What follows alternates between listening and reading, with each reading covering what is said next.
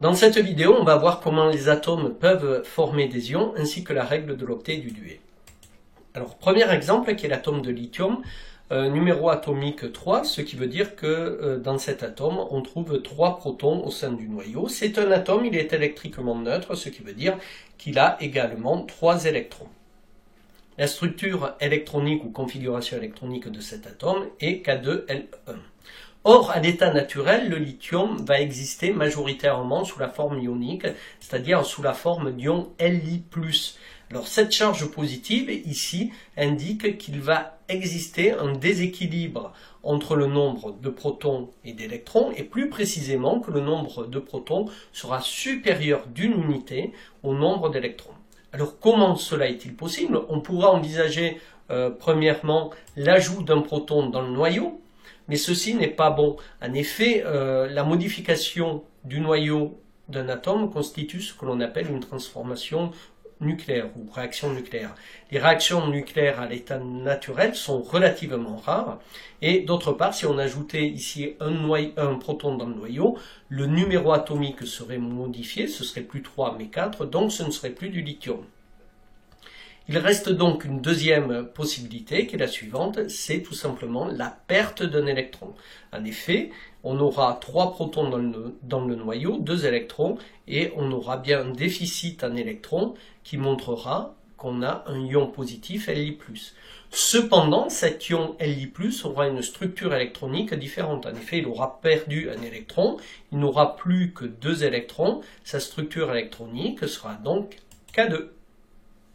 Deuxième exemple, l'oxygène numéro atomique 8, donc 8 protons dans le noyau, c'est un atome qui est toujours neutre, il possède donc 8 électrons et la structure électronique est K2L6.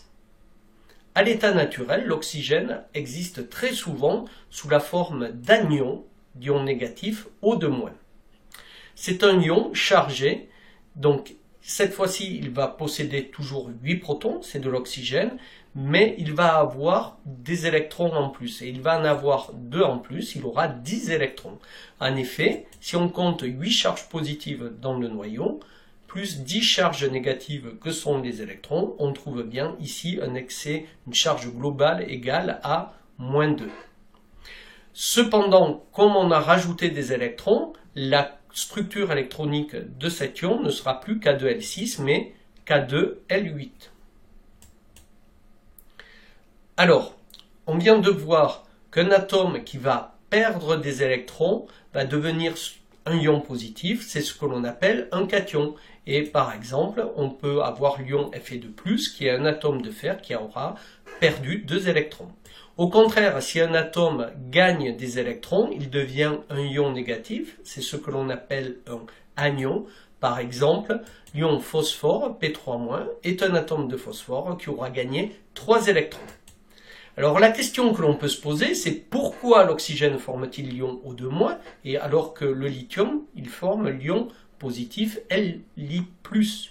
Bien, la réponse à cette question sera dans la règle de l'octet et du duet que nous allons voir tout de suite.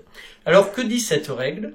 Eh bien, elle dit que les éléments ont tendance à gagner ou perdre des électrons de façon à avoir 8 électrons sur leur couche externe, une couche de valence, si cette couche est L ou M, c'est-à-dire avoir une configuration électronique en K2L8 ou K2L8M8, ou alors 2 électrons si leur couche de valence est K, c'est-à-dire avoir une structure électronique en K2. Voyons quelques exemples. On revient sur l'atome d'oxygène, donc numéro atomique 8, configuration électronique de cet atome K2L6, et on voit, pour arriver à satisfaire la règle de l'octet, ici avoir 8 électrons sur la couche de valence, il lui en manque 2, mais on pourrait imaginer aussi qu'il perde 6 électrons pour avoir une structure électronique en K2, c'est-à-dire vérifier la règle du duet. Alors parmi ces deux possibilités, on va retenir celle qui fait intervenir le plus petit nombre d'électrons, c'est-à-dire en gagner 2 pour avoir la configuration électronique K2L8, et comme il a gagné 2 électrons, ça va former O2-. Autre exemple, le phosphore, numéro atomique 15, structure électronique K2L8M5. Pour arriver à avoir 8 électrons sur la couche externe, donc on pourra envisager d'en rajouter 3 ou d'en enlever 5. Ici, le plus petit nombre c'est 3, donc on va rajouter 3 électrons pour avoir une configuration électronique en K2L8M8. Donc l'atome de phosphore gagnant 3 électrons, il devient l'ion P3-. L'aluminium, numéro atomique 13, structure électronique K2L8M3. Cette fois-ci, pour arriver à avoir une configuration K2L8M8, il faudrait un gain de 5 électrons, mais on pourrait également envisager la perte de 3 électrons pour avoir une structure en K2L8.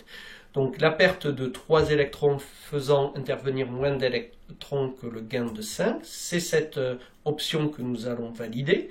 Donc c'est la raison pour laquelle l'aluminium forme l'ion positif Al3+.